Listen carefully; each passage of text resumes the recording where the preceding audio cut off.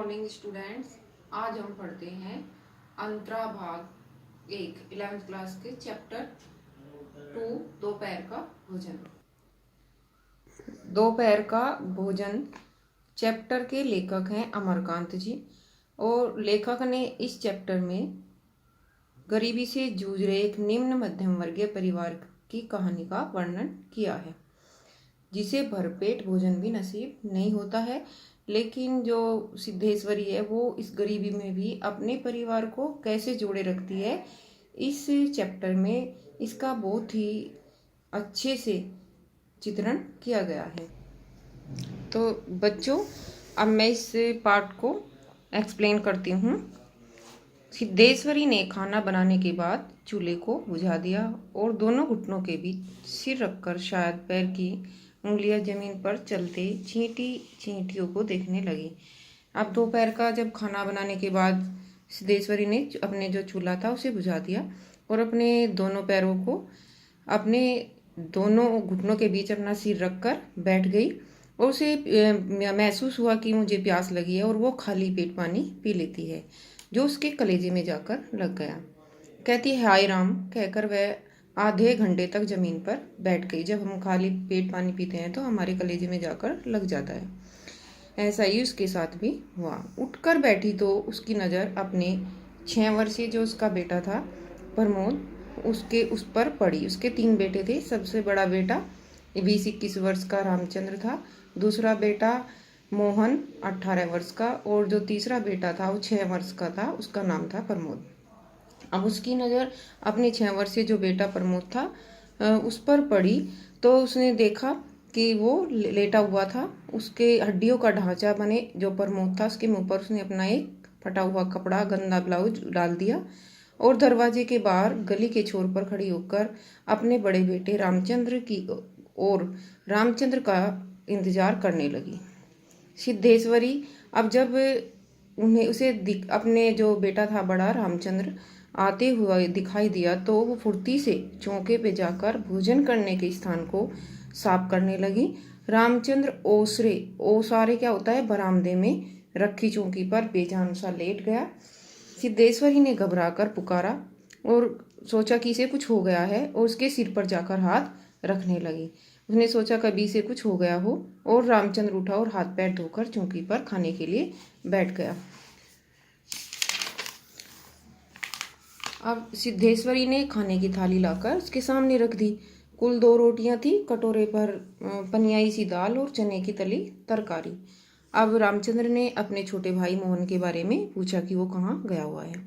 सिद्धेश्वरी को अपने आप भी नहीं पता है कि मोहन कहाँ गया है, लेकिन उसे झूठ कह दिया कि किसी लड़के के यहाँ पढ़ने गया है। सिद्धेश्वरी ने पढ़ाई के बारे में मोहन की झूठी प्रशंसा उसके सामने कर दी, जिससे कि उसे गुस्सा ना हो और उनके बीच में लड़ाई ना हो। सिद्धेश्वरी ने डरते डरते रामचंद्र से नौकरी मिलने के बारे में पूछा। रामचंद्र ने बस इतना कहा कि समय आने पर ठीक हो जाएगा। अब वो जो रामचंद्र था इनका बड़ा बेटा, वो प्रूफ रीडिंग का काम करता था और अपनी जॉब ढूंढने में लगा हुआ था, और इनके जो बीच वाला जो मझला बेटा था मोहन, वो अब इंटर क्लास के पेपर दे रहा था, प्राइवेट ही पढ़ रहा था, उसके पेपर दे रहा था। और जो इनके पिताजी थे मुंशी अब छटनी कंपनी में नौकरी करते थे और उनकी छटनी हो चुकी थी। इस कारण इनके घर में गरीबी छा गई थी और इन्हें भरपेट भोजन भी नहीं मिला था। अब जब थाली में सिद्धेश्वरी ने बीमार छोटे बेटे प्रमोद की भी उसके सामने झूठी प्रशंसा की। जब थाली में रोटी का केवल एक टुकड़ा शेष रहेगा तो सिद्धेश्वरी ने कहा कि एक रोटी और लाती हूँ। रामचंद्र ने मना कर दिया। उसे पता था कि घर में केवल कितनी थोड़ी रोटियां बनी होंगी, अगर मैंने एक रोटी भी और ले ली तो माँ को स्वयं भूखा रहना पड़ेगा। उसे अपने घर की स्थिति पता था कि कैसी है, कि हमें भरपेट खाना भी नहीं मिल पाएगा, अगर मैंने खा लिया तो और सब भूखे रह जाएंगे। अब भोजन करके रामचंद्र वहाँ से चला गया। अब मझला जो लड़का मोहन आता है और हाथ पैर धोकर पीढ़े पर खाने के लिए बैठ जाता है। वह कुछ सांवला सा था और उसकी आंखें छोटी थी। उसके चेहरे पर चेचक के दाग थे। वह अपने भाई की तरह दुबला पतला था उतना लंबा न था। वह अपनी उम्र की अपेक्षा कहीं अधिक गंभीर और उदास दिखाई दे रहा था। अब गरीबी के कारण उसके चेहरे पर जो चिंताएं थी वे दिखाई दे रही थी। सिद्धेश्वरी ने उसके सामने थाली रखते हुए प्रश्न किया, कहाँ गए थे बेटा? भैया पूछ रहा था। अब मोहन ने रोटी के एक बड़े टुकड़े को निगलने की कोशिश करते हुए अपने मोटे स्वर में जवाब दिया, कहीं तो नहीं गया था, यहीं पर था।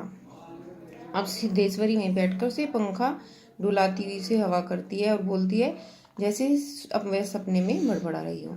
बड़का तुम्हारी बड़ी तारीफ कर रहा था, कह रहा था मोहन बड़ा दिमागी होगा, उसकी तबीयत 24 घंटे पढ़ने में लगी रहती है। अब वो रामचंद्र के सामने मोहन की तारीफ करती है और मोहन के सामने अपने बड़े बेटे रामचंद्र की तारीफ करती है। यह कहकर उसे अपने मंझले लड़के की ओर इस तरह देखा जैसे उसने कोई चोरी की हो। अब मोहन अपनी माँ की ओर देखकर फीकी सी झूठी हंसी हंस पड़ा और फिर खाने में लग गया। वह परोसी गई 2 रोटियों में से उसने एक रोटी कटोरे की जो दाल थी वो और अधिकांश तरकारी साफ कर चुका था।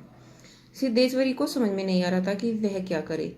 इन दोनों लड़कों से उसे बहुत डर लगता था। अचानक उसकी आंखें भर आई और वह दूसरी ओर देखने लगी। अब उसे इस बात को एहसास हो रहा था कि अगर इसने एक रोटी भी और मांग ली तो मैं क्या करूंगी, और उसे इस बात का दुख भी था कि मैं अपने बच्चों को भरपेट भोजन भी नहीं दे पा रही हूँ। थोड़ी देर बाद उसने मोहन की ओर मुंह फेरा तो लड़का लगभग खाना खा चुका था। सिद्धेश्वरी ने आश्चर्य से पूछा, एक रोटी और देती हूँ? लेकिन लड़का अपनी रहस्यमयी नेत्रों से आंखों से रसोई की तरफ देखता है और कहता है नहीं। अब सिद्धेश्वरी ने गिड़गिड़ाते हुए कहा, नहीं बेटा, मेरी कसम, थोड़ी ही ले लो, तुम्हारे भैया ने एक रोटी ली थी। अब अपनी माँ को वो अच्छे से देखता है और धीरे धीरे से इस तरह उत्तर दिया जैसे कोई शिक्षक अपने शिष्य को समझाता है, नहीं रे, बस अव्वल तो मुझे भूखी नहीं है, फिर रोटियां तूने ऐसी बनाई है कि खाई नहीं जाती।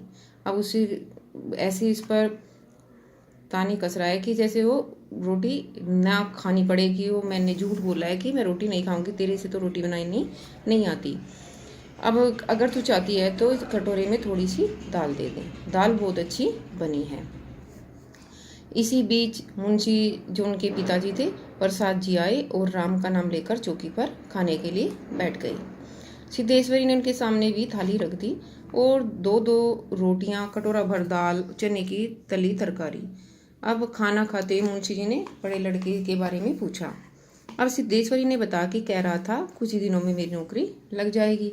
वह उन्माद की रोगिणी की भांति बेटे की झूठी प्रशंसा कर रही थी। उसके सामने उसकी प्रशंसा, उसके सामने उसकी प्रशंसा, कहीं इनमें लड़ाई ना हो जाए तो अपने घर के झगड़े को बचाना चाहती थी, इसलिए एक दूसरे के सामने उनकी प्रशंसा कर रही थी। अब सिद्धेश्वरी ने पूछा, बड़का की कसम, एक रोटी। अब जब उनके पति रोटी खा चुके थे तो उसने कहा कि एक रोटी और देती हूँ, अभी पौसी है। अब मुंशी जी ने पत्नी की ओर अपराधी के समान जैसे रसोई की ओर कनखी तिरछी नजर से देखा। उसके बाद उसके घुटे उस्ताद की भांति बोले, रोटी रहने दो, पेट काफी भर चुका है। अब अन्न और नमकीन चीजों से मेरी तबीयत भर गई है, अगर तुम घर में कोई मीठा है तो तुम मुझे दे दो। सिद्धेश्वरी ने बताया कि हंडिया में थोड़ा सा गुड़ है। अब मुंशी जी ने उत्साह के साथ कहा, तो थोड़ा गुड़ का ठंडा रस बना लो, उसे मैं पीऊंगा। तुम्हारी कसम भी रह जाएगी और मेरा जायका भी बदल जाएगा, साथ ही साथ मेरा आजमा भी ठीक हो जाएगा। हाँ, रोटी खाते खाते नाक में दम आ गया है, यह कहकर वे ठहाका मारकर हंस पड़े। अब देखो वो कैसे अपना बात कह रहे हैं कि नाक में दम आ गया है, कि उन्हें पेट तो उनका नहीं भरा लेकिन फिर भी कह रहे हैं कि मैं तो रोटी खाते खाते परेशान हो गया हूँ, क्योंकि उन्हें पता था कि उनके घर में रोटियां नहीं हैं। अब मुंशी जी के जब उन्हें खा चुकने के बाद जो सिद्धेश्वरी थी उनकी जूठी थाली में ही जमीन पर बैठ गई और दाल को कटोरे में उडेल दिया। वह पूरा भरा भी नहीं था। अब छिपुली में थोड़ी सी छिपुली होती है खाने का बर्तन, थोड़ी सी चने की तरकारी बची थी, उसे अपने पास खींच लिया। रोटी की थाली को भी उसने अपने पास खींच लिया। उसमें केवल एक ही रोटी थी, मोटी भद्दी और जली। उस रोटी को वह जूठी थाली में रख नहीं जा रही थी कि उसका ध्यान अचानक जो उसके ओसारे जो बरामदे में उसका बेटा प्रमोद 6 साल का सोया हुआ था उसकी ओर उसके ध्यान गया। उसने लड़के को कुछ देर तक देखा और फिर रोटी को 2 बराबर टुकड़ों में विभाजित कर लिया। अब एक रोटी को उसने 2 टुकड़ों में बांट लिया, आधी अपने लिए और आधी अपने बेटे प्रमोद के लिए। एक टुकड़े को तो अलग रख दिया और दूसरे टुकड़े को अपनी जूठी थाली में रख लिया। तदुपरांत उसके बाद एक लोटा पानी लेकर खाने बैठ गई। उसने पहला ग्रास टुकड़ा ही मुंह में रखा था, तब न मालूम कहाँ से उसकी आंखें टपकने लगी। अब उसकी आंखों में आंसू आ गए कि वो अपने परिवार को भरपेट भोजन भी नहीं खिला पा रही है। सारा घर मक्खियों से भन-भन कर रहा था। अब सारा घर में क्या हो रही थी, मक्खियां भन-भना रही थी। आंगन की अलगनी में गंदी साड़ी टंगी हुई थी। कोई तार, जो कपड़े टांगने की अलगनी जो तार होता है, उस पर एक गंदी सी साड़ी टंगी हुई थी जिसमें कहीं पैबंद टुक्की लगी हुई थी। जब कपड़ा फट जाता है तो उस पर टुक्की लगाते हैं, उसे पैबंद बोलते हैं। दोनों बड़े लड़कों का कहीं पता नहीं था। बाहर की कोठरी में मुंशी जी ओढ़े मुंह कर निश्चिंता के साथ सो रहे थे, जैसे 1.5 महीने पहले मकान किराया नियंत्रण विभाग की जो क्लर्की से उनकी छटनी हो गई थी और शाम को उनको काम की तलाश में कहीं जाना न हो। अब इस चैप्टर में बताते हैं लेखक कि कैसे जो हमारे यहाँ गरीब लोग हैं, निम्न मध्यम वर्गीय परिवार है, वो कैसे अपना जीवन यापन करता है। उन्होंने इस चैप्टर में बताया कि जब जो घर का जिम्मेदार जो व्यक्ति होता है, उसकी नौकरी छूट जाती है तो वो अपने घर को कैसे चलाता है। उसके तीनों बेटे ही, एक बड़ा बेटा काम की तलाश में है, दूसरा पढ़ता है, तीसरा छोटा सा बीमार है, लेकिन वे अपने बच्चों को भरपेट वे भोजन भी नहीं खिला पा रहे हैं। और जो सिद्धेश्वरी है, गरीबी में भी अपने पूरे परिवार को जोड़े ही नहीं रखती, बल्कि उन्हें गरीबी का एहसास भी नहीं होने देती है। अब इसमें गरीबी के, उनके घर में मक्खियों का भिनभिनाना, उनके बेटे के मुंह में मक्खी घुसना, उनके जो कपड़े में फटे सटे होना, तो इसमें जो लेखक हैं उन्होंने गरीबी का, जो हमारे समाज में गरीबी फैली हुई है, उसको चिन्हित किया है और कहते हैं कि जो गरीब लोग होते हैं उन्हें भरपेट भोजन भी नसीब नहीं होता है। अब इस चैप्टर का जो दोपहर का भोजन जो शीर्षक है, वही इसी पूरा जो कहानी है वह दोपहर के खाने के समय ही रसोई में ही के इर्द गिर्द ही घूमती है, रसोई के में ही केंद्रित किया गया है। इसलिए इस चैप्टर का जो शीर्षक है वो दोपहर का भोजन रखा गया है। धन्यवाद।